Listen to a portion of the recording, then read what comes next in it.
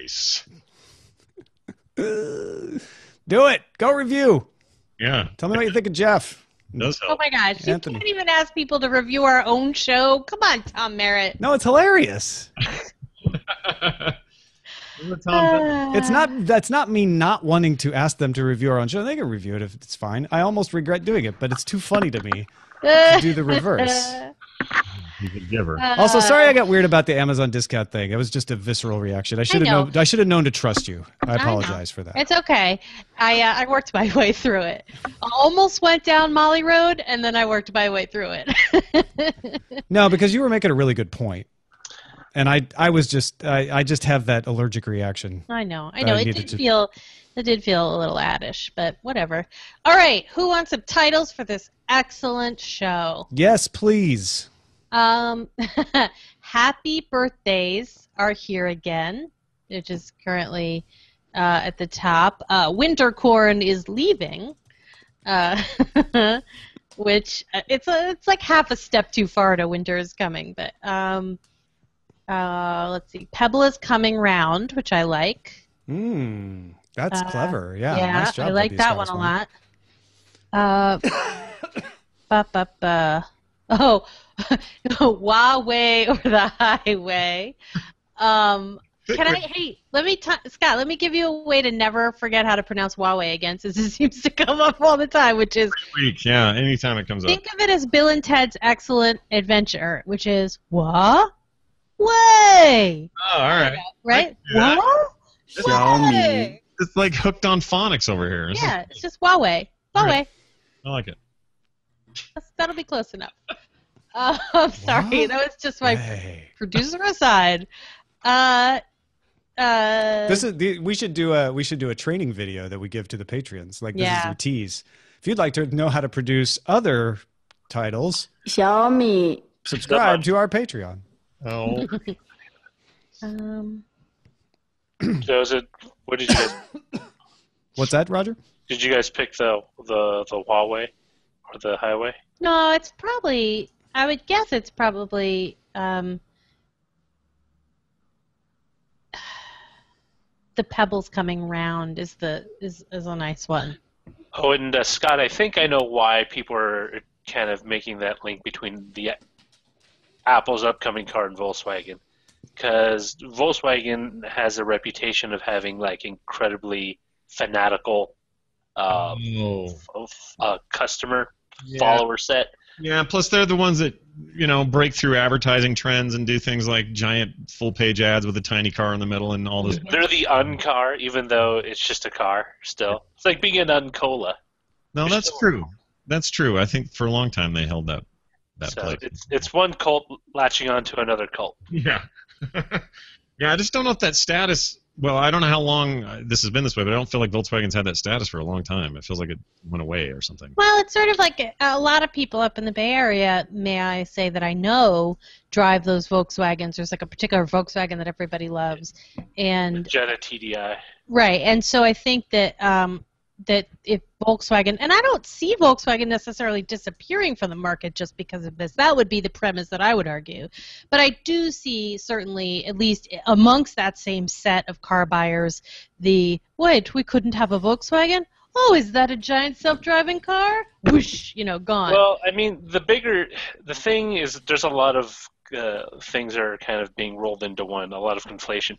The big attraction, at least for people who bought into the Volkswagen a mindset, was one that you were driving the non-American stereotypical, land yacht, right, with an 8-cylinder engine and, burning cows and seals in order to get like half a mile down the road. It was like, it's economic, but it had kind of a That's why they have all those flair. cows on Interstate 5. It's to refill those cars. And especially with the diesel, so Volkswagen was one of the few car manufacturers that managed to sell diesels and cars that weren't like super crappy. GM tried it back in the 70s and 80s, but they just repurposed gasoline engines for diesel output, which doesn't work because a diesel engine needs to be twice as thick to withstand the amount of compression and heat that you generate out of a diesel engine, because It works slightly differently. No spark plugs, no distributor. So everyone's like, oh, it's great. And now I have biodiesel too. So not only can I recycle all this used French fry oil in my car, this car's going to get fantastic mileage. It's going to be super eco-friendly, and I'm not going to be one of those drones that drives around in a hybrid thinking they're saving the environment, but really just becoming another Hollywood bot. Yeah. Who wants to make a statement. Is it true that they're the world's largest Car company, Volkswagen, yeah. But They make Porsche. They bought Porsche. They bought a lot of companies. They bought Lamborghini. Okay, I'm just saying that company makes Porsche. That's a good point. They don't they also? I thought they own. Who bought Volvo? Who was that? Was that Volvo. Ford? Volvo originally was Volvo. Then they got bought by Ford, and they didn't know what to do with it. And when they got in the crapper, they sold it. And I think a Chinese company bought them right now. Yeah. For a while, there are a lot of. I'm more worried about the beer consolidation. But see, that's a great thing. I hate beer. No impact on my life whatsoever. But AB InBev buying Miller means that Budweiser and Miller would be the same company. Oh, weird. Oh no! So two bad tasting beers. Which one do I pick? But you it's craft beer is driving them to it, apparently. You know, what was that documentary on Netflix about like the whole microbrew thing? Like there was this followed this one company trying to break through onto the retail market space, and the whole thing about how these large breweries like Miller and Anheuser-Busch would basically come out with similar sounding products and occupy shelf space, and thereby kind of crowding out all these independent brewers from actually being able to sell it on the supermarket shelf, because Anheuser-Busch bought like 50% of the shelf space at Safeway. Yeah, it's Beer Wars is the name of it. Oh, that's it. Yep, 2009. I saw this too. It was really good. I don't even like beer. The whole concept of how cartelish. See, Tom will jump at that because they say everything's a cartel. This cartel. Watch East Meets West, or listen to East Meets West for more about cartels. That was the argument Roger and I got into yesterday. It's a cartel. No, it's not. It's a cartel. Everybody calls things a cartel. East was at West's throat that day. Mm-hmm. Yeah, Beer Wars. Still showing too. So I cannot no longer keep up with all the TV. This was my problem, and that's what I liked about the Emmys, was that like the whole thing was like peak TV and TV overwhelming and stuff like that. So I'm eager to find the way to do that. It's watch all brutal. Yeah. You know what it is? I think part of it is you feel compelled that you need to watch it now in order to keep up. And it's weird because you don't really do that with books. Thank you. I didn't read really popular books until 8 years later after they were like a phenomenon, because it's like, well, I'll just get around to it when I get around to it. There wasn't an urgency, but with TV, there's like an urgency because we're in transition. We're going from a mere 40 years ago. If you wanted to watch a TV show, you had to watch it live.